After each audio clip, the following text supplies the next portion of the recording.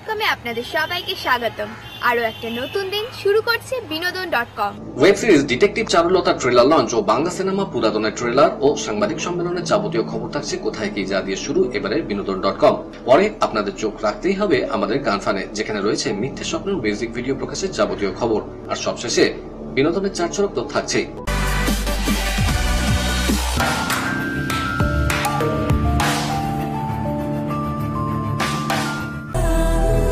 Criminal সাইকোলজিতে gold medal পেয়ে কেউ যে কি করে গোয়েন্দা হতে পারে।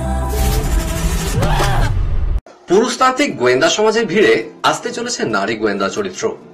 সত্যজিৎ রায় সৃষ্ট ফেলুদাকে শ্রদ্ধার্ঘ্য জানিয়ে ফ্যান ফিকশনের আদলে ক্লিক ওটিটিতে সিরিয়াল কিলিং এর রহস্য সমাধানে নতুন গোয়েন্দা সিরিজ ডিটেকটিভ চারুলতা উপহার দিতে চলেছেন পরিচালক জয়দীপ ব্যানার্জি। সিরিজে চারুলতার চরিত্রে সুরঙ্গনা ছাড়াও অভিনয় করেছেন দেবমাল্য, মল্লিকা মজুমদার, অনুজয়, চৈতি ঘোষাল, পামেলা, মানস মুখার্জি, সবুজ বর্ধন প্রমুখ। সঙ্গীতে প্রাঞ্জল ও স্নেহালিনা। পোস্টমর্টম তো আর প্রেমপত্র না যে চাইলে টুক করে পাঠিয়ে দেওয়া যায়। ব্যাপারটা কি, তুই নিজেকে কি ভাবিস চারু?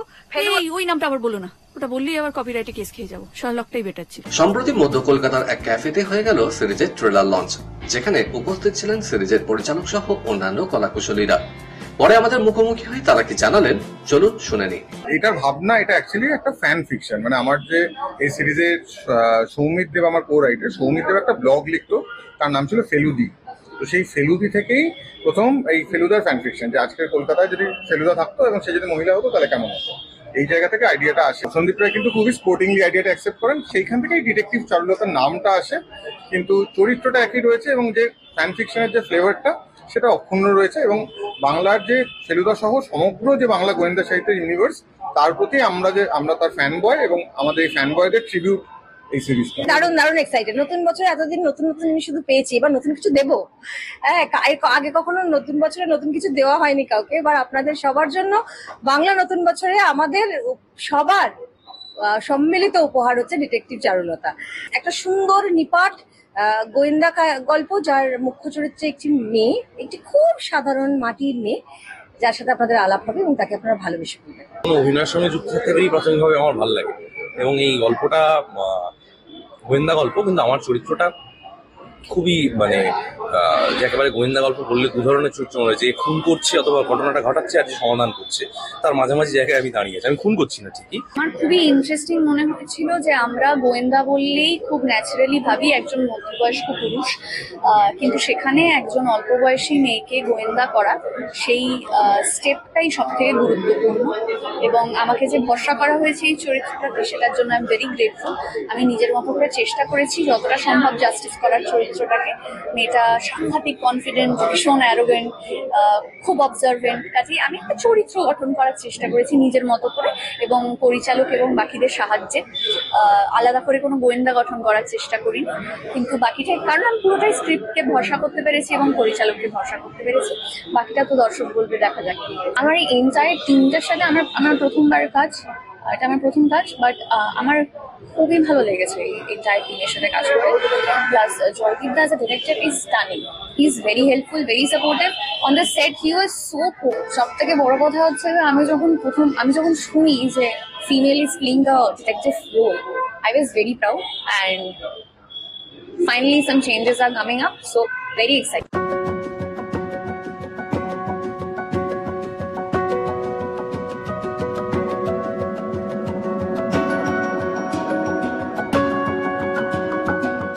Just finishing touch. দেখো তো হেভি লাগছে বুঝি।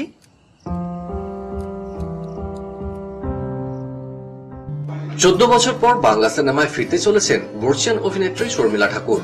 অভিনেত্রী ও প্রযোজক ঋতুপর্ণা সেনগুপ্তের হাত ধরে পরিচালক সুমন ঘোষের নতুন ছবি পুরাতনে ঋতুপর্ণা সেনগুপ্ত ও ইন্দ্রনীল সেনগুপ্তের সাথে বাংলা ছবিতে অভিনয় করলেন ভারতীয় চলচ্চিত্র এই আইকন। ফেমিনিজমের দোহাই দিয়ে এতদিন বিয়ে করেনি, তোমার কি এক্সকিউজ?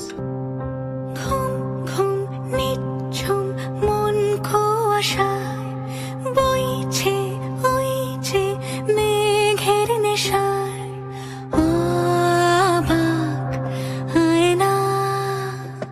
আগামী 11ই এপ্রিল ছবি মুক্তির আগে সম্প্রতি মধ্য কলকাতার এক ক্যাফেতে হয়ে গেল ছবির ট্রেলার লঞ্চ ও সাংবাদিক সম্মেলন, যেখানে ছবির পরিচালক, 2 তারকা ঋতুপর্ণা এবং ইন্দ্রনীল ছাড়াও উপস্থিত ছিলেন টলিউডের পরিচিত মুখেরা।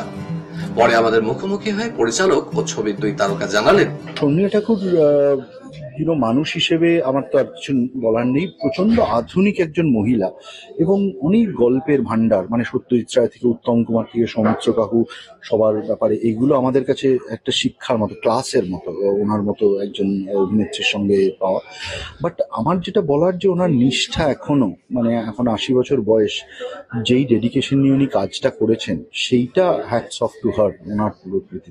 আমার মনে হয় যে আপনারা এই ছবিটি এবং শর্মিলা ঠাকুর এবং ঋতুপর্ণা একসঙ্গে এরকম দুজন বড় সুপারস্টার, সেইটা বোধহয় আপনাদের ভালো লাগবে। আপনারা প্লিজ দেখবেন, নববর্ষে রিলিজ করছে আমাদের ছবি পুরা।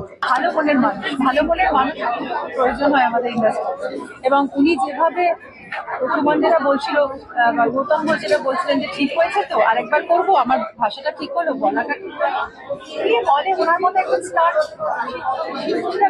মানে, কিন্তু উনি তা করেননি, কারণ উনি প্রকৃত একজন শিল্পী, সেই জন্য। আর তাই আজও উনি স্বমহিমায় উদ্ভাসিত।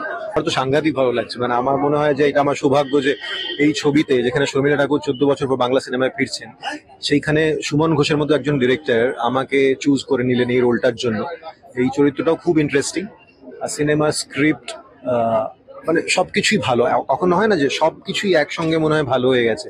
আর ঋতু তো অনেক কাজ করেছি ওর সঙ্গে, কিন্তু এই ছবিটাতে আমার মনে হয় আমাদের দুজনের কাজ একসঙ্গে একটা অন্যরকম জায়গায় আছে।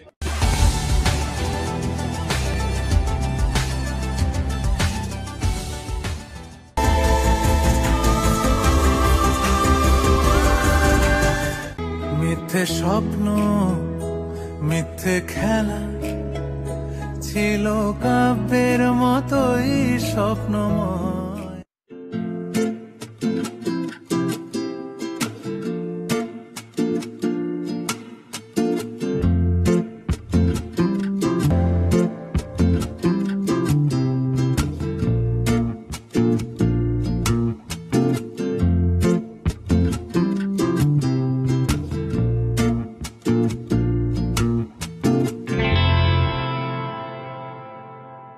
আর রইল কিছু কান্না, যেন রাশি রাশি। হ্যাঁ, আমার অত্যন্ত প্রিয় একটি গান, অসীমাদির লেখা, বুদ্ধার সুর, এবং এইটা গাইতে পেরে আমার ভীষণ ভালো লেগেছে, কারণ আমি যে ধরনের গান তৈরি করে থাকি তার থেকে ভীষণ ভীষণ আলাদা। ওরা আমায় অনেকটাই সাহায্য করেছে গানটা গাইতে। যখন রেকর্ড করছিলাম তখনই বুঝতে পারছিলাম যে একটা স্পেশাল কিছু রেকর্ড হচ্ছে।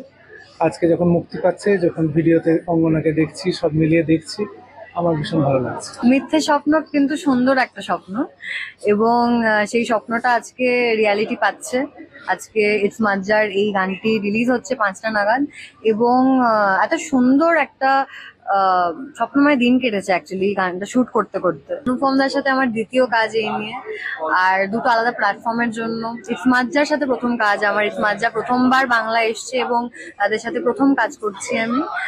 আর অনুপমদার গলায় কিন্তু পুরো ন্যারেটিভটা একটা মেয়ের, তো ওটাও খুব ইন্টারেস্টিং দেখতে লাগবে আমাদের আশা। আমি না কোনো ছেলেকে এটাতে ফিচার করতে চাই না, এটা হতে পারে পুরো একটা ছেলের ভয়েসে গানটা, বাট তুই থাকবি, যা ছেলে থাকবে বাট তুই থাকবি। So I really wanted to portray something, কি বিকজ কি হয় আমাদের এটা খুব এখানকার চল যে যদি কোনো মেল সিঙ্গার হয় তো ফিচার মেলই হবে, যদি ফিচার ফিমেলকে করা হয় তো ওটা হবে না। So I wanted to break that zone, আর I wanted to create something else, something different, and ও খুব ভালো করেছে। খুব প্রিয় একজন দাদা আমার ভীষণ প্রিয় সিঙ্গার অনুপম দা গেয়েছে গানটা, তো আমার মনে হচ্ছে এটা খুব বড় হিট হবে, কারণ গানটা শুধু শুনতে ভালো লাগছে না, দেখতেও ভালো লাগছে, কারণ অঙ্গনাকে এত সুন্দর লাগছে ভিডিওটাতে। তো আমার মনে হয় খুব বড় হিট হবে, কারণ দুটো জিনিস যদি মিলে যায়, ভিডিওটাও ভালো হয়, গানটাও ভালো হয়, তখন একটা মিউজিক ভিডিও হিট হয়। তো এই গানটার হিট হওয়ার খুবই চান্সেস আছে, তো দেখা যাক কি হয়।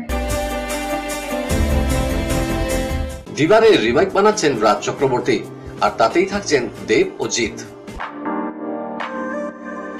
চলতি বছরে ঈদের ঠিক আগের দিন মুক্তি পেয়েছে সালমান খান অভিনীত সিকান্দার, আর সারা দেশে প্রথম দিন সিকান্দার 30 কোটি 6 লক্ষ টাকার ব্যবসা করল।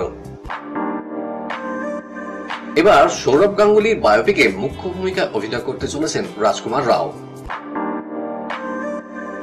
25 বছর এতদিন পর সালমান খানের সঙ্গে কাজ করতে চলেছেন অভিনেতা সঞ্জয় দত্ত। সদ্য ভূতনি ছবির ট্রেলার লঞ্চ অনুষ্ঠানে গিয়ে এই ঘোষণা করলেন সঞ্জয় নিজেই। ঘড়ির কাঁটা বলছে সময় শেষ। বিনোদনের আরো খবর নিয়ে আমরা হাজির হয়ে যাব ঠিক এই সময় এই চ্যানেলে। Till then, good bye.